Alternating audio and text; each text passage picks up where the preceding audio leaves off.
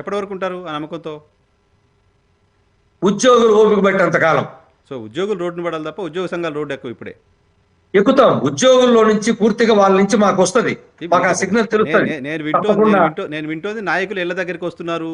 ఆ retirement benefit ఏంటి, medical leave ఏంటి అని మీ ఇళ్ళ అవును, చుట్టూ తిరుగుతున్నారు విన్నాం. వస్తున్నారు, ఆల్రెడీ ఇంకా స్టార్ట్ అయింది. ఇంకా ఒత్తిడి ఏంటి? మిమ్మల్ని హౌస్ అరెస్ట్ చేయాలా? మిమ్మల్ని ఇంట్లో నుంచి బయటికి రాకుండా చేయాలా? ఏంటి ఒత్తిడి? లేదు లేదు లేదు, వాళ్ళ నుంచి ఇళ్ళకి వస్తున్నారు. రిటైర్డ్ ఎంప్లాయీస్ అయితే తట్టుకోలేక మెసేజ్లు పెట్టి మేము చచ్చిపోతున్నాం, మాకు చనిపోయినా భార్య లేదు. ఒక రిటైర్డ్ ఉద్యోగి తన బాధ చెప్పాడు. ఉమ్, తను భార్య చనిపోయింది, ఉమ్, తన రిటైర్మెంట్ బెనిఫిట్స్ రావాలి, ఉమ్, కానీ ఈ లోపు తను కూడా చనిపోయాడు. ఉమ్, ఈ రిటైర్మెంట్ బెనిఫిట్ చెల్లించమని ఉమ్, వాళ్ళకు పిల్లలు ఎవరు లేరు. ఉమ్, సో ఒక అక్క చెల్లెళ్ళు 70 సంవత్సరాల పై చేసినటువంటి అక్క చెల్లెళ్ళు ఉమ్, రిప్రజెంటేషన్ పెట్టారు.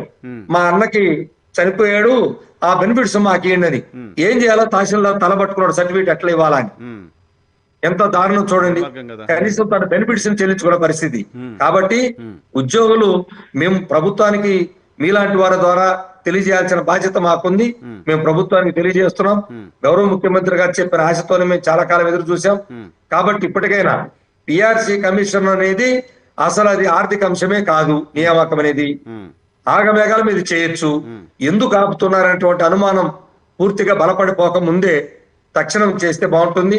లేని పక్షంలో మేము మా సమావేశాలు, జిల్లాల పర్యటన తిరిగి ఉద్యోగుల యొక్క అభిప్రాయాలు తీసుకొని మేము ముందుకు వెళ్లాల్సిన పరిస్థితి అయితే వస్తుంది. లాస్ట్ టైం మనం 6 months బ్యాక్ మాట్లాడుకున్నట్టున్నాం. అప్పుడు మీరు చెప్పారు, సరే కొత్త ఏడాది అవుతోంది, ప్రాబ్లమ్స్ ఉన్నాయి, ప్రభుత్వానికి కూడా కొంత టైం ఇవ్వాలనుకుంటున్నాం. టైం ఇచ్చి మేము ఉద్యోగుల నుంచి ఒత్తిడి ఉన్నప్పటికీ ప్రభుత్వాన్ని ఇబ్బందులో ఉంది కాబట్టి మేము కాస్త ఓపికగా ఉంటున్నాం. చంద్రబాబు నాయుడు గారు సీనియర్ నాయకుడు, అనుభవం ఉన్న వ్యక్తి అని చెప్పారు. 6 నెలల తర్వాత మళ్ళీ మనం మాట్లాడుకుంటున్నాం. మీ స్టాండ్లో నాకు ఏం తేడా కనిపించట్లా. ఉంది. ప్రభుత్వ వైపు నుంచి యాక్షన్ ఎలా చెప్తారంటే, ప్రభుత్వ వైపు నుంచి యాక్షన్ ఆ రోజు కనిపించట్లా. ఆ రోజు మీతో మాట్లాడుకున్న తర్వాత నేను ఇందాక చెప్పాను మీకు సీక్వెన్స్ లో, గౌరవ సిఎస్ గారు అంటే జూన్ మాసంలో మీరు సిఎస్ గారికి పిలిచారు, మంత్రుల కమిటీ పిలిచింది, చంద్రబాబు నాయుడు గారు 2.5 గంటలు మాట్లాడారు. ఫలితం ఏంటి? అప్పుడే ఆ తర్వాత మళ్ళీ ఇప్పుడే మనం గౌరవ ముఖ్యమంత్రి గారు మాట్లాడుకున్న తర్వాత మనం ఇప్పుడే మాట్లాడుతున్నాం. Correct sir. ఆ రోజు మీరు మాట్లాడారు, మాట్లాడిన తర్వాత ఈ డెవలప్మెంట్ అంతా జరిగింది. డెవలప్మెంట్ అవును. సంబంధించిన రిజల్ట్ ఏమొచ్చింది ఉద్యోగులకి అంటున్నా? అదే మేము అదే ఆయనే పిలుస్తానన్నారు, నాకు వదిలిపెట్టండి అన్నారు, నమ్మకంతో ఉన్నాం. కంటిన్యూగా అసెంబ్లీ మొన్న అయిపోయింది. సో ఇప్పుడు అసెంబ్లీ కూడా దాదాపు 1 month పైన అసెంబ్లీ నడిచింది. సో మా వైపు చూస్తారని నమ్మకం సార్. ఎందుకంటే ఉద్యోగులం ప్రభుత్వంలో భాగం, మేము వేరు కాదు. అంతే కదా. ప్రభుత్వ ఉద్యోగుల ముందు ప్రభుత్వం చూసి మిగిలిన విషయాల్లోకి వెళ్ళాలి. అది పద్ధతి ఎప్పుడైనా. తన ప్రభుత్వ ఉద్యోగులు సంతోషంగా ఉంటేనే కదా ప్రభుత్వం పెట్టే సంక్షేమ పథకాలు, అభివృద్ధి పథకాలు ప్రజల్లోకి తీసుకెళ్లగలుగుతారు. కరెక్ట్. సో వీళ్ళు సంతోషంగా లేకుండా వీళ్ళు బాధ పెడుతూ చూడండి ఎంతమంది ఇప్పుడు అవుట్ సోర్సింగ్ ఉద్యోగులు, వాళ్ళ కనీసం ప్రభుత్వ పథకాలు లేవు, 10,000 రూపాయలు వస్తూ నానా బాధలు పడుతున్నారు, వాళ్ళు అల్లాడిపోతున్నారు. వాళ్ళకి హెచ్ఆర్ పాలసీ అంటే ఎవరు, గందరగోళం అయిపోయింది. వాళ్ళ కోసం కమిటీ వేసారన్నారు, వాళ్ళ రిపోర్ట్ లేదు. కాంట్రాక్ట్ ఎంప్లాయీస్ 4,700 మంది దాకా మిగిలి ఉన్నారు, వాళ్ళు రెగ్యులర్ చేయకుండా అట్లాగే కూర్చున్నారు.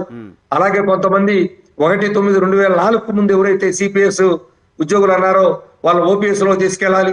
ఈ రాష్ట్రంలో ఐఏఎస్ అధికారులు ఓపీఎస్ లోకి తీసుకెళ్లారు, కానీ వాళ్ళ మార్చలేదు. ఇంతవరకు 10,000 12,000 13,000 మంది ఉన్నారు వాళ్ళు, వాళ్ళని ఇంతవరకు చర్యలు తీసుకోలేదు.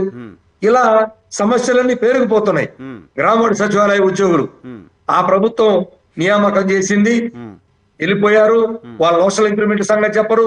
2 ఏళ్ళు ఉచిత సేవ చేయించుకున్నారు, డిక్లరేషన్ చేయడం డిలే కట్టి ప్రొబేషన్ డిక్లేర్ చేశారు. వాళ్ళకి ప్రమోషన్ ఛానల్ లేదు, వాళ్ళు ఎక్కడ పనిచేయాలో చెప్పరు. ఇప్పటికి కూడా గందరగోళంగా నెలకొని ఉంది, ఎక్కడా క్లారిటీ లేదు. మొత్తాన్ని తీసుకెళ్లి గందరగోళం చేసి వాడుకుంటారు. కొద్ది రోజులేమో సెక్రటరీ ఎవరు పోవద్దంటారు, కలెక్టర్లు కొంతమందిని తీసుకెళ్లి వాళ్ళని ఎక్కడెక్కడో వాడుతున్నారు. వాళ్ళ పని సంగతి మర్చిపో. ఇలా అన్ని వర్గాల్లో అలజడి వచ్చేటువంటి పరిస్థితి కనపడుతుంది. అది రాకూడదు. ప్రభుత్వం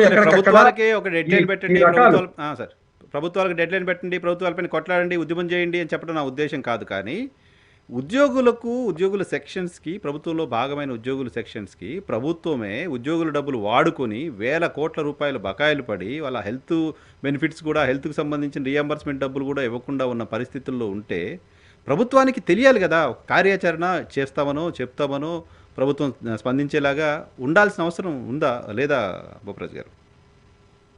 ఎగ్జాక్ట్లీ సార్, ఇది కరెక్ట్. ఎందుకంటే వారు ఒక ప్లానింగ్ పెట్టుకోవాలి, ఒక ప్రణాళిక పెట్టుకోవాలి. ఎస్, గత ప్రభుత్వం ఉద్యోగులకి బకాయిలు పెట్టింది అని మీకు తెలుసు, అందరికీ తెలుసు. సో పెట్టినప్పుడు దాన్ని ఏం చేద్దాము. తర్వాత మన ప్రభుత్వం వచ్చిన తర్వాత మనమేమి ఇవ్వాలి, మనమేమి ఇచ్చాము అసలు, మన డిఏ 2 పెండింగ్ ఉన్నాయి. అవి ఎట్లా ఆ పాత బకాయిల్ని ఏ విధంగా మనం వాడికి ఒక చిన్న ఒక ప్లాన్ చేసుకోవాలి కదా, ఫైనాన్స్ వాళ్ళు కూర్చోబెట్టాలి కదా. Correct. అసలు ఒక్కొక్క ఉద్యోగికి ఎంతెంత రావాలో ఆ బకాయిలు మా పే స్లిప్లు ఇవ్వమని కూడా అడిగాం. Correct. అది చెప్పరు. రిటైర్డ్ ఎంప్లాయ్కి ఎంత రావాలో చెప్పరు. ఏ డేటా లేదు, పారదర్శకత అస్సలు లేదు. సో ఇదంతా ప్లానింగ్ చేసుకొని మీరు వచ్చిన తర్వాతే తీసుకుందాం. ఒక్క డిఏ తప్ప ఏమైనా ప్రకటించామా, మళ్ళా 4 డిఏలు యథాతిథిగా ఉన్నాయి. పిఆర్సి గురించి ఏమైనా చర్చించామా, లేదు. ఐఆర్ గురించి ఏమైనా మాట్లాడామా, లేదు. డిఏలు ఏమన్నా ఎప్పటికప్పుడు అప్డేట్ అవుతున్నాయా, లేవు. అంటే పాత బకాయిలు 30,000 కోట్లు అట్నే ఉంటే మళ్ళా మీరు పెట్టిన బకాయిలు కూడా 30,000 కోట్లు అయిపోయే పరిస్థితి వచ్చింది. ఏమైపోవాలి ఇవన్నీ కలిపి?